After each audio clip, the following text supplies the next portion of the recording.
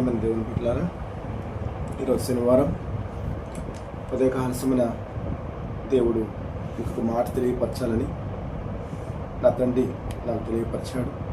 కాబట్టి రోజున 3 చక్కటి వాగ్దానాలు మీకు తెలియపరుస్తాను.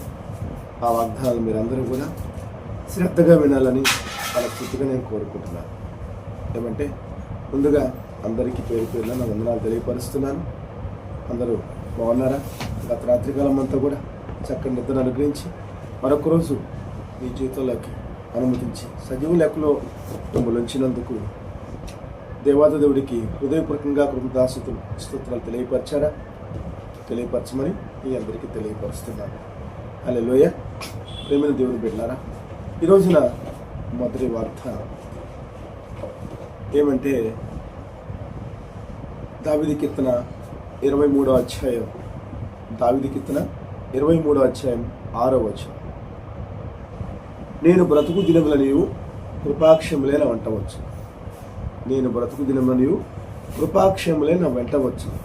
చిరకాలం యెహోవా మందిరంలో నేను నివాసము చేసేదను అనే ఆశ కలిగి మనం ఉండాలని దేవుడు కోరుకుంటున్నాడు. చూసారా ఎంత అద్భుతమైన మాట. ఏమంటున్నాడు? చిరకాలము నేను యెహోవా మందిరంలో నివాసము చేసేదను. చిరకాలము నేను యెహోవా మందిరంలో నివాసం చేసేదను అనే ఆశ కలిగి దేవుడు మనల్ని ఆయన సన్నిధికి రమ్మంటున్నాడు. మరి మనమైతే దేవుని సన్నిధికి ఎందుకు వస్తున్నామో మీ అందరికీ తెలుసు. కానీ దేవుడు ఆలోచన మట్టుకి వేరేవో. నేను బ్రతుకు దినములనియు కృపాక్షములైన వెంటవచ్చు కదా. మరి దేవుని సన్నిధిలో ఉంటే మనం బ్రతికే దినములని కూడా కృపాక్షములే మనం వెంట వస్తాయి కదా.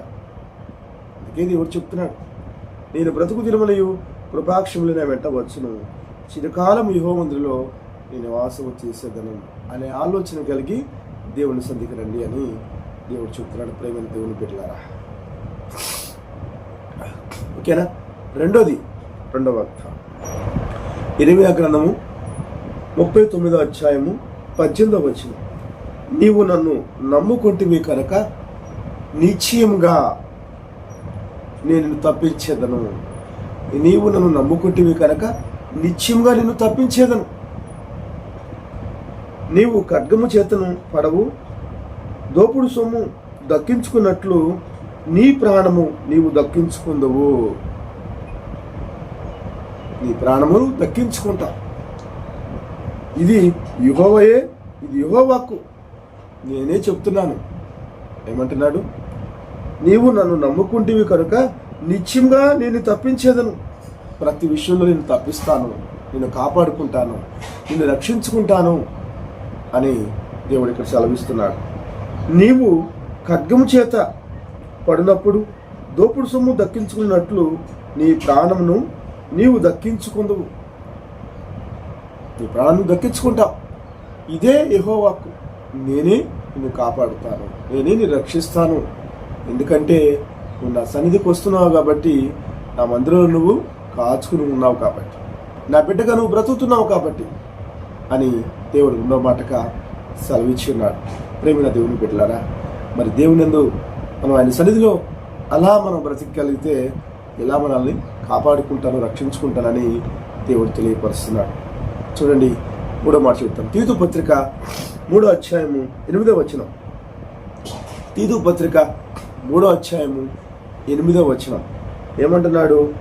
ఈ మాట నమ్మదగినది కనుక దేవుని యందు విశ్వాసం ఉంచువారు సత్క్రియలను శ్రద్ధగా చెవిట యందు మనసుంచున్నట్లు నీతిమంతులను గూర్చి దృఢముగా చెప్పుచుండవలనని కోరుచున్నాను. ఇవి మంచివి, మనుషులకు ప్రయోజనకరమై ఉన్నవి. చూసారా ఏం చెప్తున్నాడు? ఈ మాటలు నమ్మదగినవి కనుక దేవుని యందు విశ్వాసం ఉంచువారు. ఈ మాటలు నమ్మదగినవి కనుక దేవుని యందు విశ్వాసం ఉంచువారు సత్క్రియలను చేయుదురు. సత్క్రియలను శ్రద్ధగా చేయుట యందు మనసుంచున్నట్లు, సత్క్రియలను శ్రద్ధగా చేయుట మనసుంచున్నట్లు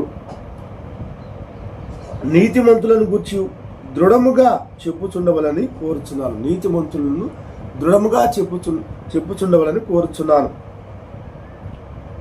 ఇవి మంచియు మనుషులకు ప్రయోజనకరమైనవి. ఇవి మంచియు మనుషులకు ప్రయోజనకరమైనవి. మనం ఏం చెప్పాలి? దేవుని సన్నిధికి మనం వస్తున్నాము, దేవుని స్తుతిస్తున్నాము, ఆరాధిస్తున్నాము, ప్రార్థిస్తున్నాము, దేవుని మహిమపరుస్తున్నాము, దేవుని ఘనపరుస్తున్నాం కదా. అలాంటి విషయంలో మనం నీ తోటి వారికి ఏం చెప్పాలి? ఇవి చెప్పాలి, ఇవి చెప్పాలి. ఇలా మనం ఉండగలిగితే, ఎంతోమందికి నా మాటలు చెప్పగలిగితే, వాళ్ళందరూ కూడా నీలాగానే ఆ బిడ్డలు కూడా సంతోషంగా ఆనందంగా దేవుని సన్నిధిలో గడిపేవారు ఉంటారు. దేవుని యందు నమ్మకం విశ్వాసంగా జీవించేవారు ఉంటారు. వాళ్ళు కూడా దీవించబడతారు, ఆస్వాదించబడతారు. వాళ్ళు నీవు కూడా పరలోక రాజ్యానికి వారసులు కాగలుగుతావు. చూడండి ప్రేమని దేవుని బిడ్డలారా, ఉదయకాల సమయంలో చాలా చక్కని మాటలు దేవుడు తెలియపరిచాడు. ఈ మాటలను బట్టి మనందరం కూడా ఆయన స్తుతించేవారిగా, ఆయన ఆరాధించేవారిగా, ఆయన ప్రార్థించేవారిగా, ఆయన మహిమపరిచేవారిగా, ఆయన సంతోషపరిచేవారిగా, ఆయన ఆనందపరిచేవారిగా మనం అందరం ఉండాలని మనసారా కోరుకుంటూ ఈ మాటలు ముగిస్తున్నాను. Praise the Lord. దేవునికి స్తోత్రం. హల్లెలూయా. మీ అందరి గురించి చిన్న ప్రార్థన చేస్తాను. పరిశుద్ధ ప్రేమ కలిగిన మా తండ్రి, కృపా కనికరం గల దేవ, లోకరక్షకుడా, ఈ లోకాన్ని సృష్టించిన నా గొప్ప తండ్రి, మా అందరి ప్రాణదాత, మా పరలోకపు తండ్రి, నానా యెహోవా తండ్రి, మీకే కొట్లాది వందనాలు, కొట్లాది సూత్రాలు మనసారా చెల్లించుకుంటున్నానయ్యా. నిత్యం స్తుతించగల నా గొప్ప దేవ, స్తుతులకు పాత్రువైన మా తండ్రి, మా రాతనకి ఎగుడువైన మా ప్రభువ, మమ్మల్ని, మా బిడ్డల్ని, మా కుటుంబాలని కాపాడాలని, రక్షించాలని, ఈ పాపం నడిపించాలని తండ్రి ఏమైతే ఆజ్ఞాపించాడో తండ్రి మాట చెబుతాడకుండా దివి నుండి భూమికి దిగి వచ్చిన నా గొప్ప తండ్రికి కొట్లాది వందనాలు, కొట్లాది సూత్రాలు మనసారా చెల్లించుకుంటున్నానయ్యా. అయ్యా, ఉదయకాల సమన నీ బిడ్డలకి నా ద్వారా ఎన్నో 3 విలువైన మాటల్ని నీ బిడ్డలకు తెలియపరచావు. ఇవన్నీ కూడా నీ బిడ్డల జీవితంలో నెరవేరాలని, ఇవన్నీ కూడా నీ బిడ్డలు అనుసరించాలని, ఇవన్నీ కూడా నీ బిడ్డలు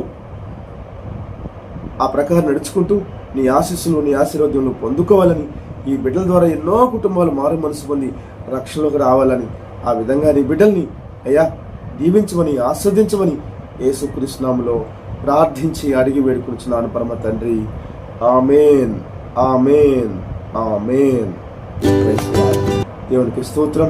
చూడండి ప్రేమ దేవుని బిడ్డలారా, ఈ మాటలన్నీ విని, ఈ మాటలు శ్రద్ధగా హృదయంలో తీసుకుని, నేను దేవుని సన్నిధికి వెళ్తున్నాను, ఎందుకు వెళ్తున్నాను, దేనికోసం వెళ్తున్నాను అని ఆలోచించి ఇవన్నీ కూడా మీ హృదయంలో భద్రపరచుకుని ఈ మాటలు ఎంతోమందికి తెలియపరిచేవారుగా మీరు ఉండాలని, మీ యొక్క నడవడి, మీ యొక్క ఆలోచన, మీ యొక్క ప్రవర్తన, విధి విధానాలను బట్టి ఎంతోమంది బిడ్డలు నిన్ను చూసి మారు మనసు పొంది, దేవుడు నిజమైన దేవుడు, నిజమైన రక్షకుడు, జీవంగల తండ్రి, ఆ తండ్రి యేసయ్య, ఆ యేసయ్యని మీరు నమ్ముకున్నారు కాబట్టి ఈ రోజున మనతో ఎంతో మంచిగా మాట్లాడుతున్నారని తెలుసుకుని వీళ్ళ ప్రవర్తన మారింది, వీళ్ళ నడవడి మారింది, వీళ్ళ ఆలోచన మారింది. కాబట్టి నేను కూడా అలా జీవిస్తాను, ఆయన నమ్ముకుంటాను, ఆయన ఆశ్రయిస్తాను, ఆయన సన్నిధికి వెళ్తాను అనే ఆలోచన వచ్చే విధంగా మీ నడవడి, మీ ఆలోచన, మీ ప్రవర్తన, మీ బుద్ధులను అన్నీ కూడా మారాలని మనస్ఫూర్తిగా కోరుకుంటున్నాను. Praise the Lord. దేవునికి మహిమార్థమే జీవించాలని మరొకసారి మీ అందరికీ తెలియపరుస్తున్నాను. Praise the Lord. దేవునికి స్తోత్రం. వందనాలు.